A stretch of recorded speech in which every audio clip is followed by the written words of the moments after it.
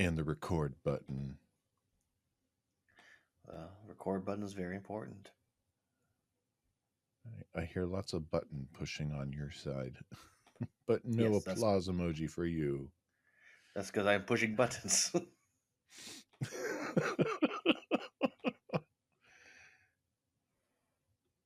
When these dads meet world, watching Boy Meets World. We grew up on the show, now we have kids and host a podcast. We watch each episode and then share our thoughts and grades. When these dads meet world. They want you to take the roles. They do want you to take them rolls. The rolls need to be taken. They need to be eaten. The rolls are going to get thrown away if we don't take care of them. Welcome back once again, good-looking people, to the Dads Meet World podcast. And my screen was just shaking pretty good. I am dad number one this week, Tyler, and joined as always by dad number two, El Bretto in Espanol. Say El Bretto, that's what you're going with? Well, you know, it's better than El Bret Uno.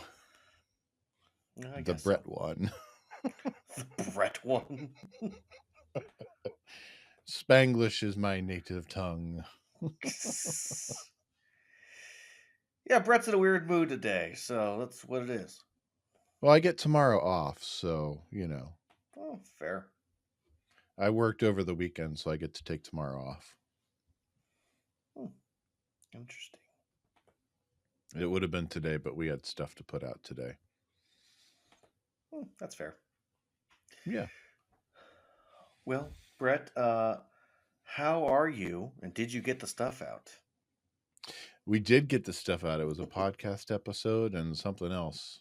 And we got it all out. It all went out on time, and had to get re-registered into our Adobe suite. So that was a fun adventure. Oh, I believe it. But other than that, good. Still got some cough hanging on from my bout with COVID, so I'll probably have to edit a few of those out of this week's episode.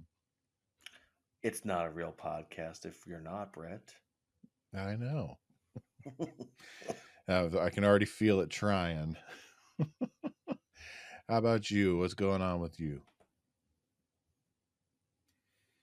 Oh, I'm good. I'm just messing and trying to figure out what I want to do here for today's podcast. I normally don't mess with like our recording zone, but I'm just like messing with things, trying to figure out what I want it to look like, and I can't figure out what I want. So eventually I'm just going to give up. No, I'm good. Just I had a very long retreat that I was at this weekend. It was a good retreat, but you know, it was long, and it was actually one of the shortest retreats I've had. But still, just it was a long, emotional, intensive type situation. So I can't complain though. It wasn't too bad of a drive, and wasn't that far. There were other people that had to drive much further than I did to get there. So. You know. But Brett, I think we need to get into what I'm going to argue is the shortest episode we're ever going to record. And I don't think it's going to be all right. Well, good looking people. That sounds like a task, a challenge, not a task, a challenge for you to let us know if we're truly in the shortest area. Well, let's dive right into the synopsis then. Episode 5 of season 7, You Light Up My Union, wherein Rachel gets mad when Cory and Shawn read her diary, among other things. Meanwhile, Jack and Eric take over as managers of the student union. This episode was written by Allison M. Gibson, directed by Kevin Tracy, originally aired 1 week after our last episode, October 22nd, 1999, and currently enjoys a 7.2 rating on IMDb, just I'm 0.1 lower than our last episode. I'm sorry, 7. It's a 7.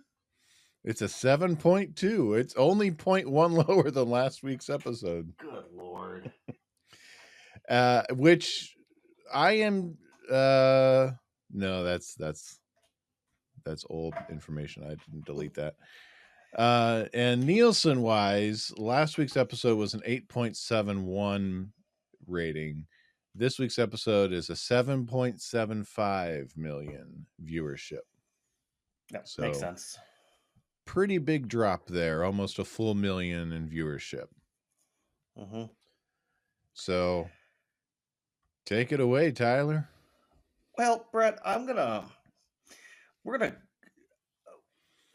okay, so storyline A that we're introduced to right away is about how the girls are dealing with their apartment now that Topanga and Angela are no longer single.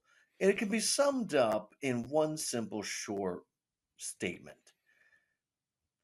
They're jerks. They're misogynistic and they're basically pigs. Yes. Yeah, it's just they're the most very immature version of lecherous. themselves. They don't look good this episode. Like the whole premise of this season is Cory and Topanga get back together. They get married. Cory never takes his eyes off of Topanga except for this episode. Angela and Shawn reconnect, and they're going to give it another shot, except for this episode. Yeah, I've got in my notes that they're all of a sudden just super aggro. Yeah. Saying things like tonight is booty night.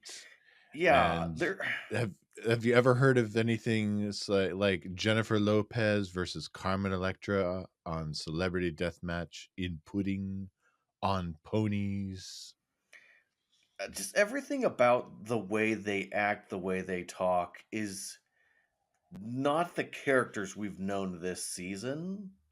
Oh, it's a hard left turn from the characters we've known for 6 Like, seasons they're and back 4 to season episodes. 2. Oh, it's even worse than what we would have seen in season 2. It's taking what we would have seen the immaturity of 6th graders just learning about their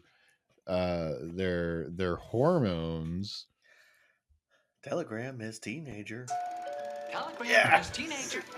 Thank you. And I was speaking just a little bit slower there so I could scroll and find it. Just learning about their hormones, and it's amplified to just absolute extremes, and it's not a good look for them this week. It really is not. No, absolutely not. Honestly, Brent, this version of Cory and Shawn are the Cory and Shawn we got on election day.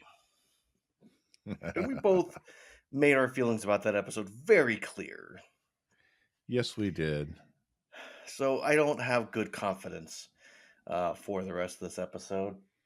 But yeah, the girls say they're going to have a girls' night in. Apparently, they didn't communicate that to Shawn and Cory because they show up, make very clear they're here to make out, which boundaries. These girls need to establish boundaries with their friend. Oh, yes. Also, Brett, I don't know about you, but even as a college student with nowhere to go with this girlfriend to make out, I never really wanted to make out with her in a room with other people, especially not on the same couch.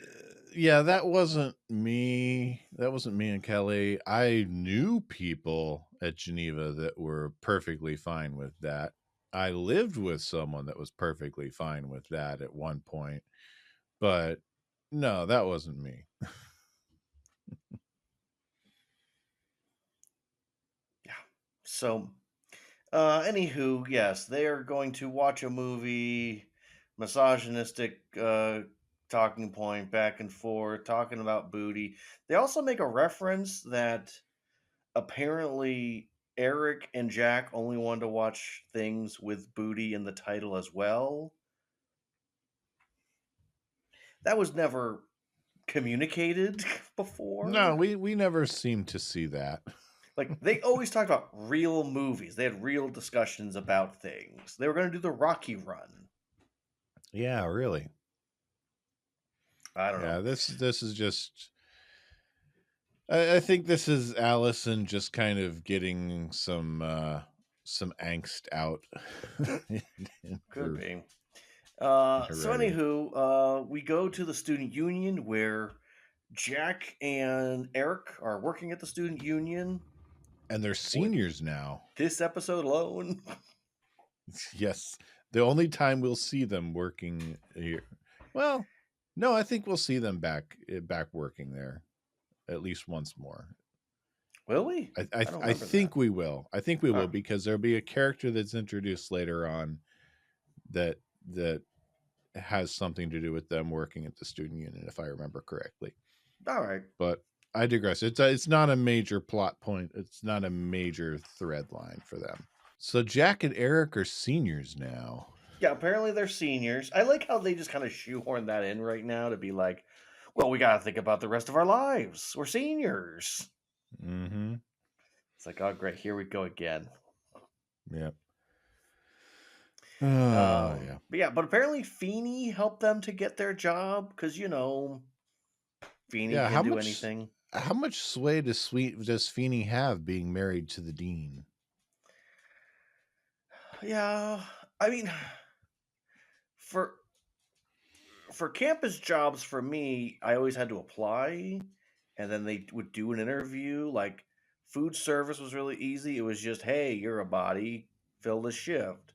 I did apply for another job, but it required talking on the phone. My dyslexia wasn't happy about that, so I had to read through a script, and I didn't do a good job. Mm-hmm. Yeah, they would have had to still apply, and Eric does have retail experience. Oh yeah, Eric's got years of retail experience. He would be natural in this. He'd be a natural assistant manager. Right. Honestly, I kind of wish that Jack was the assistant and Eric was the one who was in charge.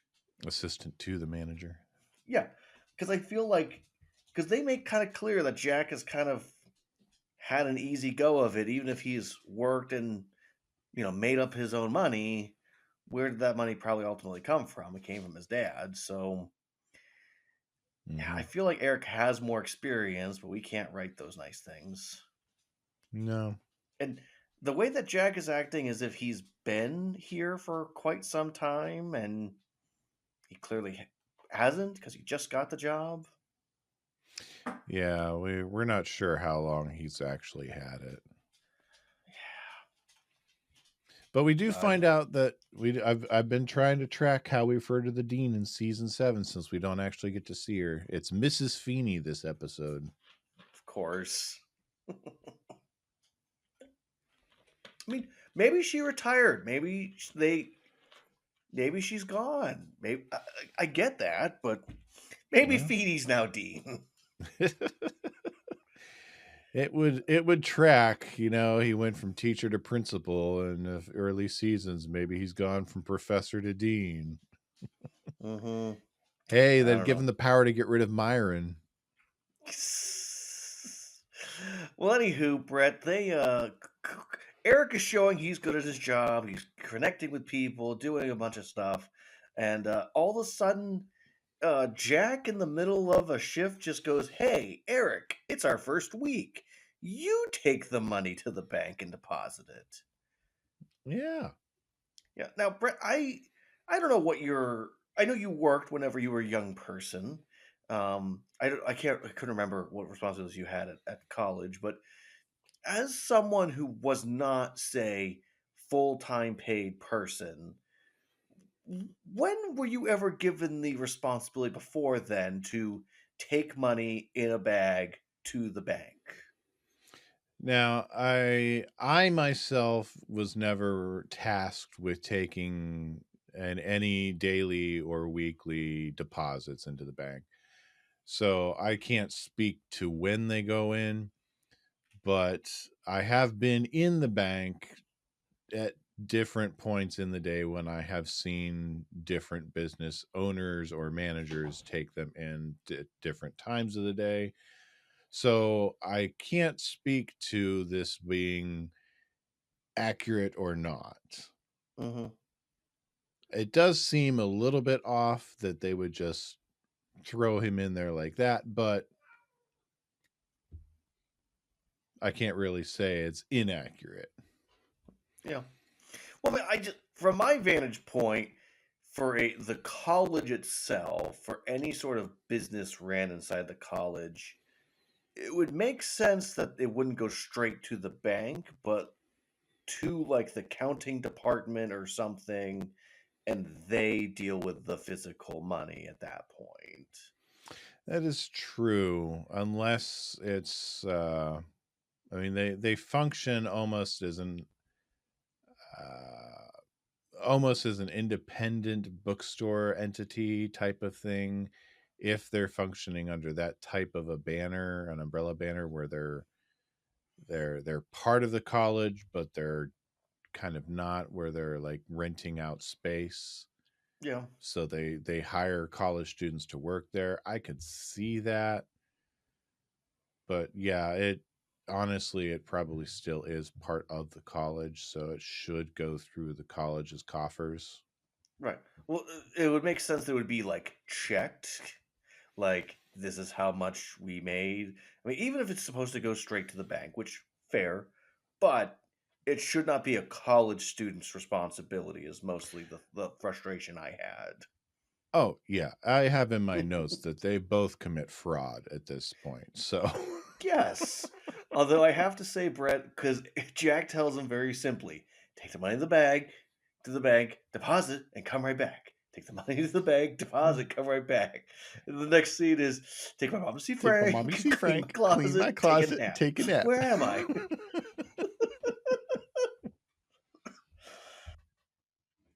Yes, but we see Eric meet a organ grinder and a little monkey named Eric.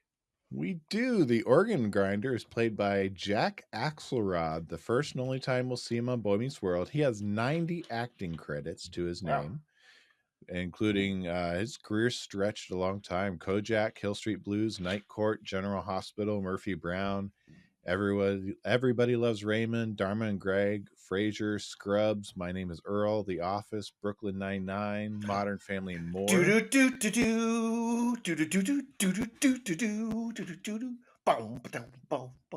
the first Brooklyn Nine-Nine we've gotten so far, Brett. Sadly, he did pass away a couple of years ago in 2023. That's a shame. Yep. Yeah, so can we just be honest for a moment? Mm-hmm. Real life, Eric commits fraud, as we know. We just said that. But also, Eric's getting scammed. That organ grinder is very much telegraphed as a scam artist. Yes, everything about what he is saying to him is a scam. I love Eric's Your name heart. is Eric? Yes, and apparently they have the same happy dance. Oh, yes. So, yeah, we'll get back to that. As an adult now, Brett, I am bothered by this scene because that's not okay. It's really not, and it's just there are so many things that are wrong with this whole bank scene that just don't land right, and it's yes, at the end of the episode we see the organ grinder come back to restore our faith in humanity and our faith in Eric's big heart. Oh, please. But this scene is just there's so many problems that I have with it. Yeah, that's fair. Brett, we get to our next scene where the guys are pigs. I mean, they're eating food. They're literal pigs. Yeah, they're apparently there's a smorgasbord of food that the girls have a lot of leftovers. Yeah, I don't know where they fit all those leftovers. they eat well. Yeah. Like there's a whole roast. I noticed. Yeah, and a whole almost a whole thing of pizza also that they don't even touch. Yeah. Yeah. But So yeah. yeah, I mean, Rachel walks out in her bath towel, which So kudos what to the do we bath owe towel for this staying free on. looky? Yeah. And again, they're being pigs. They talk about reading her diary, talk about looking at her underwear. Gross. And Brett, this is something that bothers me. It bothered me as I just watched this episode before we started. Cory says, "Oh, Topanga gave me a key." Technically, we never see him give his key back. He should still have the apartment key.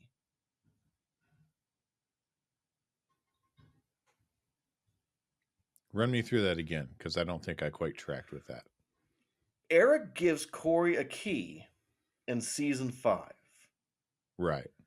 At no point do they say out loud, "Here is the key back." So he never gave his key back when Eric and Jack were thrown out of the apartment. Yes. I almost feel like it would have been more accurate to say, "Oh, I still have the key from when Eric gave it to me," and Topanga said that's fine. Like, indicating like Topanga was aware of it. Topanga's known he's had this key and is now giving him free reign to come in, even if she's not there. Yeah. That would make more sense. That would make more sense, but again, we're part of the soft reboot, and that's more words than we need, than we want for. Right. It also doesn't set us up for, well, really, it's all Topanga's fault for not consulting me that she gave you the key to my home. Yes. And I mean, I will say that whenever in season 6, Cory could have given the key back because Shawn's no longer hanging out there and they're kind of doing their own thing. So he may have given the key back. Maybe that's why Eric had so many keys. Maybe. But, there's certain things in this show I just wish they would keep, they'd remember some details. Yes. Yeah. Or at least try. Yeah, so the guys apparently they feel a little upset because it's not right for them to be there if Rachel didn't know, which is accurate and correct, but they're kind of trying to do this as a way to say, well, you should feel bad for us. Mm-hmm. Yeah, it's faux modesty is what it is. And I wish they could have had a moment where they were actually genuine, hey, we just want to spend time with our girlfriends, and if we're taking advantage of you, we're sorry. They don't do that. No, they are completely irredeemable in this episode. There's no point that they learn their lesson at all. Yes. The girls, meaning Topanga and Angela, walk in, and Rachel tries to tell her, hey, your boyfriends are being perverts. Yeah. To which their response is, oh, they're cute. Yeah. I'm sorry. When has Topanga ever responded like that? Yeah. Seriously, they are so quick to let things go. I mean, Topanga, the feminist Topanga, is going to be quick to let things slide that her fiance and his best friend snooped through her roommate's drawers and to read be in through her bedroom diary at all is a violation. Seriously. Yeah. I don't buy it. Yep. Yeah.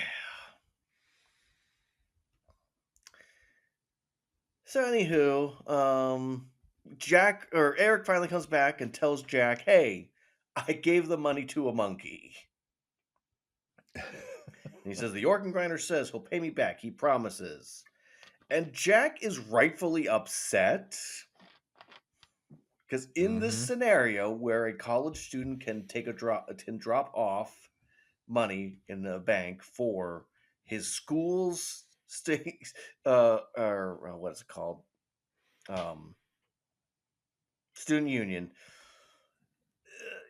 He rightfully gave away money. That's not okay. He probably should have done something, but he doesn't. Yeah, and He does at the yell at him and tell least him to grow up. that's a fireable offense. At the worst, that's a criminal charge. Yeah, and it feels like we either are on the same day or we skip ahead to the next day or week or whatever. But the only slightly good moment for Shawn and Cory in this whole episode is when Cory's asking for a free hot chocolate and they pay up because Eric won't give him a free hot chocolate. And Cory says, is the only funny thing he says all episode, I'm telling mom. Yep. I noted it. Someone actually pays for their drinks. Right? Although my favorite Oh. interaction is this one where Feeny's yelling at the book. Get to the point, Mr. Grisham. I'm getting bored. Hey, Yeah. reader guy. Oh, Does this look like a Bradbury? No, you're reading it, you buy it. Yeah, and now we know what Feeny's doing when he's reading those books at those tables. They're not actually his books. Probably.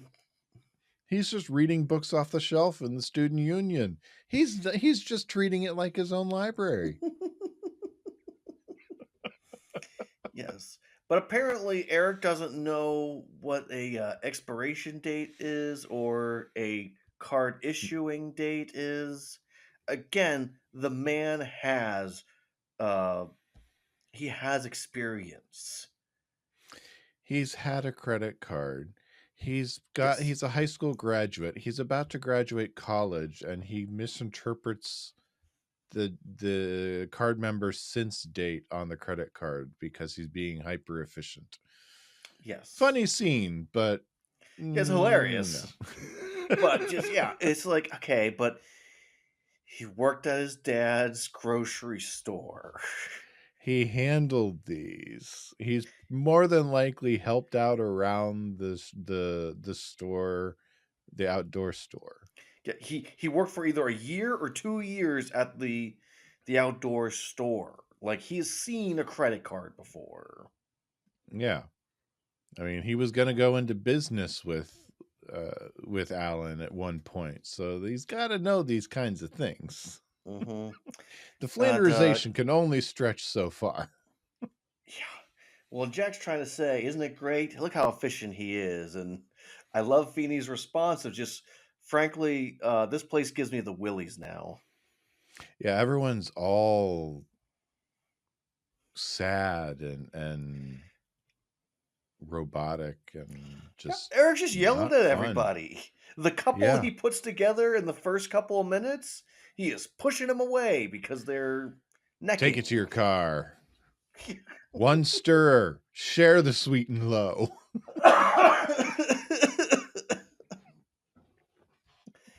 Yes, but then we get, let's just say we get then the Grinch's heart grew 3 sizes. Yes. Because Jack stumbles in and sees that a woman is struggling with a car payment.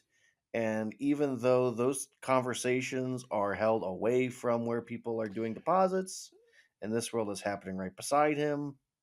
Yeah, I gotta do the IMDb for there's a reason I gotta do the IMDb for these 3, but this conversation is for a manager to have this type of conversation with a subordinate in front of a customer would be just absolutely horrendous.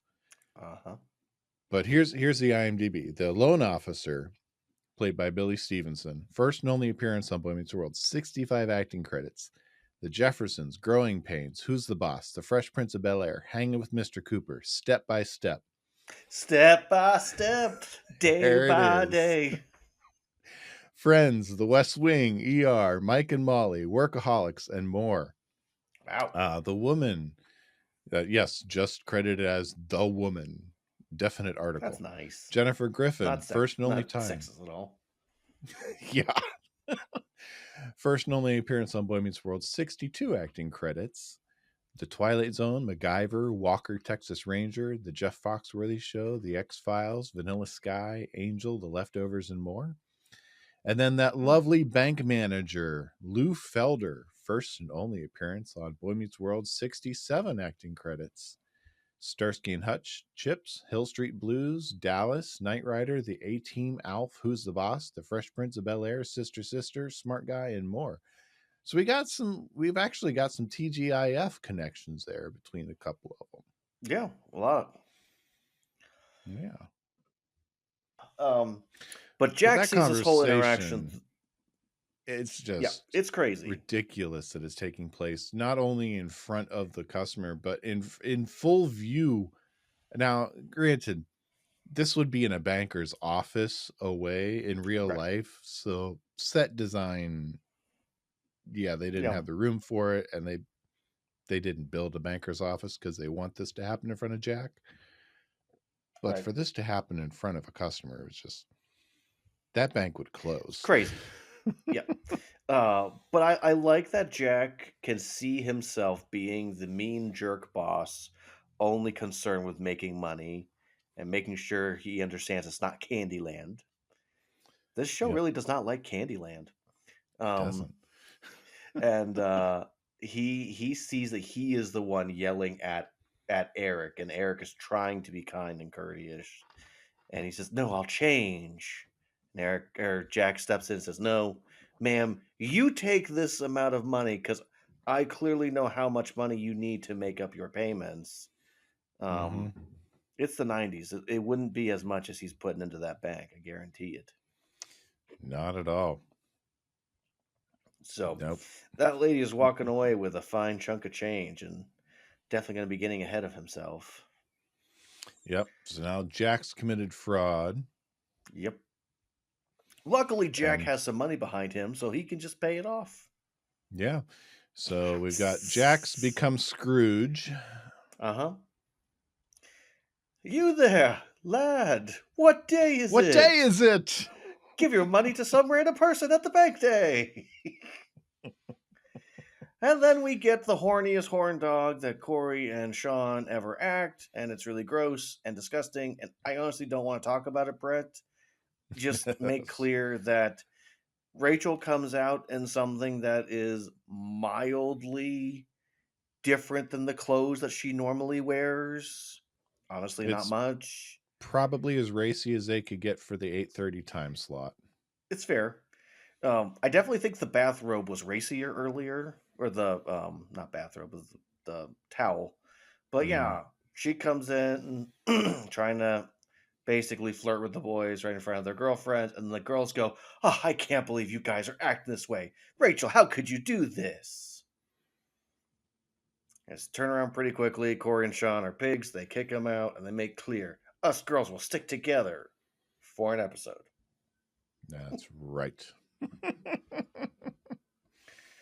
Yeah, I'm not gonna lie to you, Brett. It was after this episode I went, they really just put the girls in this apartment to justify Rachel being closer to Topanga and Angela. Like, this, there's no other purpose other than to give her more things to do other than hang out with Jack and Eric. Yeah, that's really the only reason. They needed to get their girls together, and that's the only way they could figure out how to do it. Yeah. So, yeah, Topanga demands the key back. Cory reluctantly doesn't want to give it back, and she just steals it. Yeah, it's just very gross. I hate it. Jack comes back, and he's seeing what Eric is, and he's trying to ask him, "Hey, don't do this to yourself." He goes, "No, I'm trying to be an adult. I'm trying to be responsible. I'm trying to make you proud." And Feeny's just sitting there. I don't know how to say it, Brett. It's almost like he's sitting there like, it looks like I'm finally teaching Jack a lesson. Yeah, because really in all of this time, Feeny's really not had any teachable moments with Jack.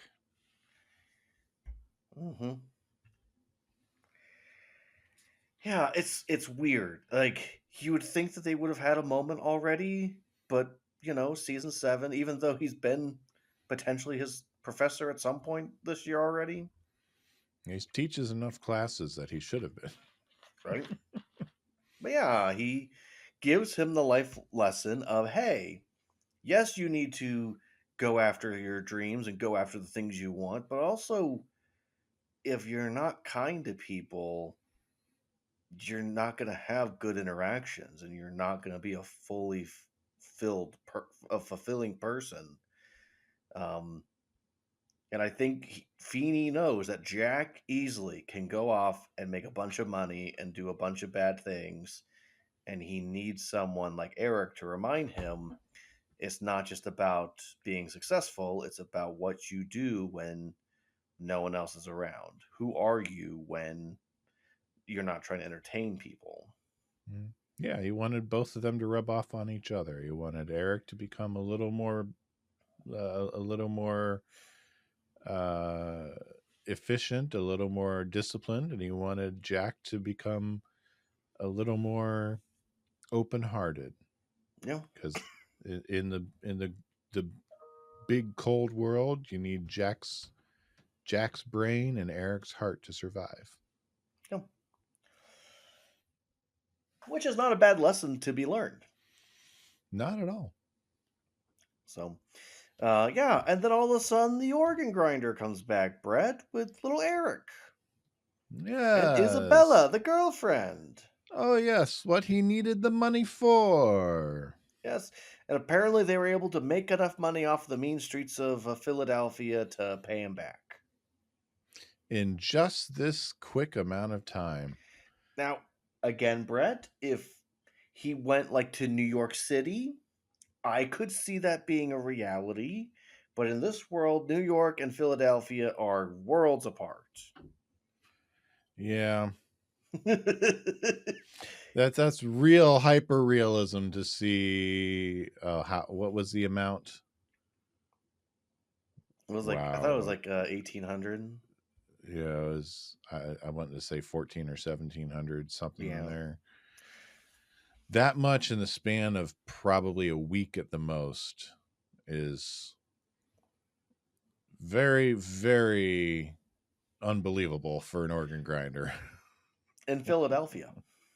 Yeah, in Philly. Yeah. So maybe he had a few kids' birthday parties. I don't know. Yeah, maybe. When you finally have a happy monkey, though, Brett, there's more you can do.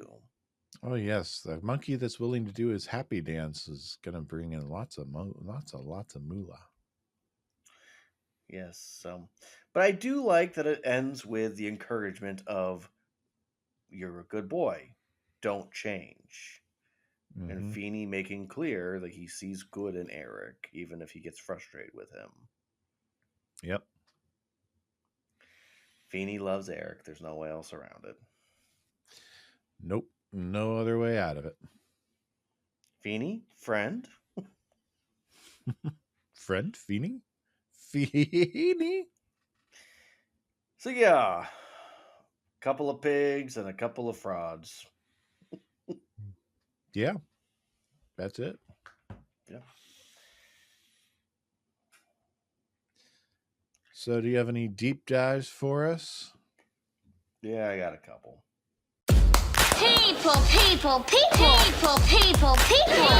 People. Am I the only one who read the summer reading list? Just tell me! Very nice. I appreciate that greatly. Well, Brett, let's start with the celebrity death match that was mentioned. I cannot confirm if the two characters they were referring to did actually compete with one another. I kind of doubt it. Yeah, I doubt it too. But Celebrity Deathmatch, for those that don't know, was an adult stop motion claymation show created by Eric Fogel from on MTV. It's supposed to be a parody sports entertainment program, and they would basically have people pretend to be people, and sometimes the real life people would actually come on and voice their characters. Mm-hmm. So I remember it being on. I remember thinking it's stupid, and I never really watched it, but it was a big deal in the 90s. Ran from May 14th, 1998, all the way to June 6th, 2002, and then it came back on NTV2 on June 10th, 2006 to March 29th, 2007. So yeah, just one of those fun 90s nostalgic things for this. It was definitely a product of its time. Mm-hmm. Now they mentioned the Rugrats. I don't know if we actually talked about the Rugrats yet, Brett, but we'll go We did ahead and not. mention it now. Rugrats is a 90s classic television show, Brett, starring a couple of cute and adorable babies. Tommy is in the first episode turns 1 year old and made very clear that Chucky is probably 2, so he's like a year older than him, maybe. Phil and Lil are somewhere around there too, but came out in August 11th, 1991, and it lasted all the way to August 1st, 2004. Also, they've had 1, 2, 3, 4, yeah, 1, 2, 3, 4 different movies that have come out. A wide release, Rugrats the movie, then Rugrats in Paris, All Grown Up, and then Rugrats Go Wild. I remember they did that. They did a big Rugrats Passover episode. But it's mentioned about the mac and cheese. I'm not seeing it. But I do remember there was the Rugrats mac and cheese once upon a time.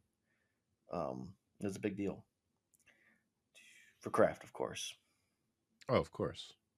Mm-hmm. They did all the fun different kinds of mac and cheese. Yeah, so we're not gonna go down that road.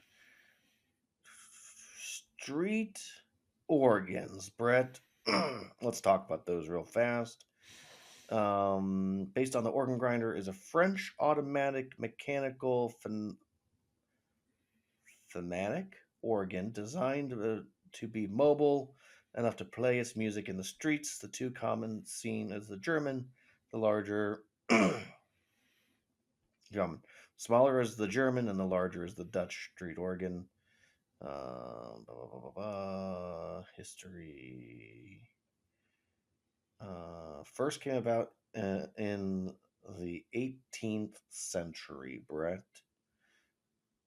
And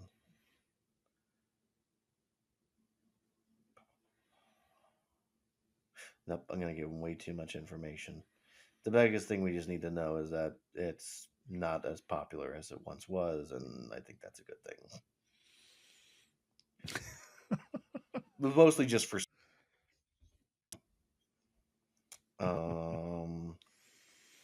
and because he mentioned it, we like to talk about literature here and make sure we reference people. John Ray Gibson Jr., born February 8th, 1955, in Jonesboro, Arkansas. Interesting. He was a member of the Mississippi House of Representatives. Interesting. But he was a author, which is why he is mentioned. As an American writer, lawyer, and former politician known for his best-selling legal thrillers, according to the American Academy of Achievement. Grisham has written 37 consecutive #1 fiction bestsellers. His books have sold over 300 million copies. It makes sense that Feeny would be kind of short-tempered with John Grisham. Yeah, I can see it. Yeah. And Brett, I had something for Candyland, but you know what? We already talked about Candyland, so go back to season 1 if you want to know more about Candyland. There you go. I did have something for Schemes, but I'm just going to be honest. The thing you need to understand about for Schemes is people are going to do it. People are going to try to take advantage of people. And you can either be stone-hearted person and just go, I don't believe anybody, or just go, money is money, and oh well. Yeah. I've not run into There you go. someone trying to do a $1,000 scheme before, so No. I think the organ grinder and the car lady are in on it together, though. Yeah, they might be. Yeah. She's meeting up with him afterwards to share the loot. I believe it. Brett, those are the deep dives. All right. Let's talk about what we learned. You know anything about the Odyssey? Huh? Did I say you could talk? I didn't teach you that. My friend Mr. Matthews will lead the discussion. Do I have to draw you a picture? I'm going to take my learning directly from the mouth of Mr. Feeny. Don't just seek to succeed in the world, seek to change it for the better. That's completely what I have. It goes right in line with when he's talking to Jack about how he needs Jack's brain and Eric's heart. Don't just try to succeed, but try to make it better. Yeah. So that's what I'm taking from this episode that I am going to take as learning. Tyler, what did you learn? Other than the fact that Cory and Shawn are deep down just pigs. I learned that people in the 90s didn't know how to create conflict other than to break people up or have them not act the way they should. No, I'll also go to what Mr. Feeny was trying to teach Jack and Eric is that you know being good is something to want to be, and it's something you have to work towards. It's not something you're just born with. You have to try to do good things, and sometimes those good things come at a cost to you personally, and sometimes those good things don't always feel good the moment it's done. But if you can put your head on your pillow knowing that you tried your best today and you tried to do some good, that's what life is about. Mm-hmm. All right. So. Well, I'm right? No, you're exactly right. So am I done with my education? Can I go? how would you grade You Light Up My Union? I'm between two grades right now, so if you could go first, that would be very helpful. All right. Well, I haven't handed out this one in a while, but I'm flat out going with an F. I had a feeling. There's Cory, our A plot is completely irredeemable. Yep. There's no one learns a lesson, no one changes, no one grows. And it's completely irredeemable. It's wasted time. And in our B plot, there is a lesson learned, but there is so much to wade through that I have to wrap my head around that it's almost not worth getting to. Yep. So this is not an episode that I seek out to watch. This is an episode that if I go through a rewatch and I get to, I'm okay if I'm doing other stuff and not really paying attention. So yeah. It's an F for me. Yeah, I go D plus. I'm nostalgic for the little Eric and the happy dance and whatnot. As a kid, I really enjoyed this. Like I remember watching this episode and just being so happy with the dancing and Eric dancing. So I mean, for that reason alone, I give it a D plus. But yeah, this is not. There's not much to redeem for the storyline to do with the main character. Mm-hmm. So, yeah, this is character assassination for most of the cast. yes, I mean none of the four main of the couple look good this episode. Yeah, and I wanna bring our writers information up here just momentarily because I'm trying to remember what other episodes she's written, because I don't remember her being so... I don't remember her treating so poorly the other characters. Well, and the problem is that ultimately Michael Jacobs signed off on this, so it's his show, it's his characters. Yeah, I mean, he's the one that wants to... He wants it to go where he wants to go. Because she also wrote Cutting the Cord, The Truth About Honesty, and Will Write the War. I mean, all of those are pretty solid. Yeah. It's just this one in here. This had to be a Michael Jacobs pushing stuff down the pike, I'm guessing. Just wanted to really get us...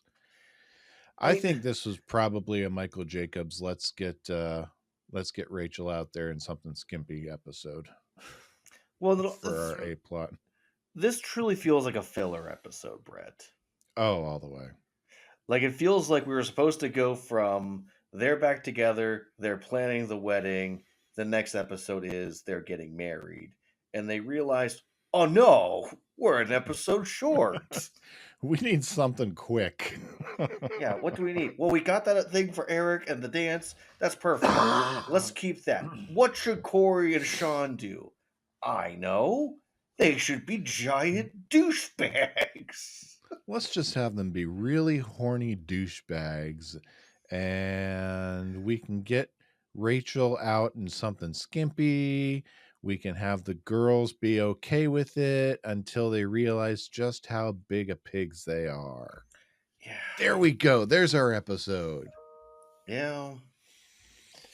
I think we spent enough time on this. I think so too. So maybe to get some taste out of our mouth, Brett. Why do piglets take home economics in school? I don't know why. To learn how to sew.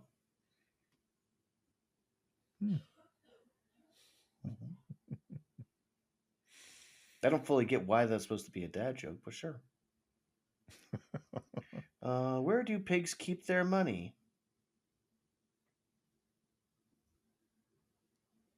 Where? Why, in the piggy bank, of course. Of course. I think the first one is more because of its suey. Yeah, but it doesn't give that indication, you know? Yeah, it's one of those ones you have to hear or something. I think so.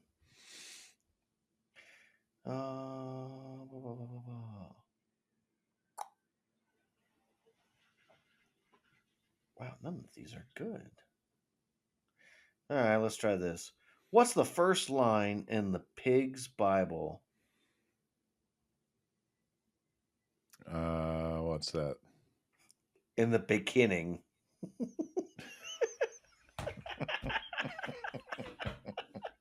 I like that one. That was worth it. That one was good.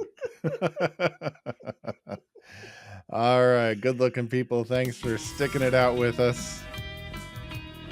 If you want to write to us and let us know what you thought and whether we were wrong or whether you really agree with us, you can send us an email at dadsmeetworld@gmail.com, or you can comment away on our social media channels at dadsmeetworld across Instagram, Facebook, and in Twitter/X. And you can find us on YouTube at dadsmeetworld if you're not already watching us there. And we'd love for you to give us a positive review wherever you find your podcast. That helps to raise our profile and lets us spread the dad love. So comment away. We'd love to hear from you. Yeah. Have some self-respect, unlike the people from this episode. That's right. So until next time, I'll see you good looking. Back to you, good looking. How can I learn so much every week and still be so stupid? This is good TV. Read the Bible. Underpants.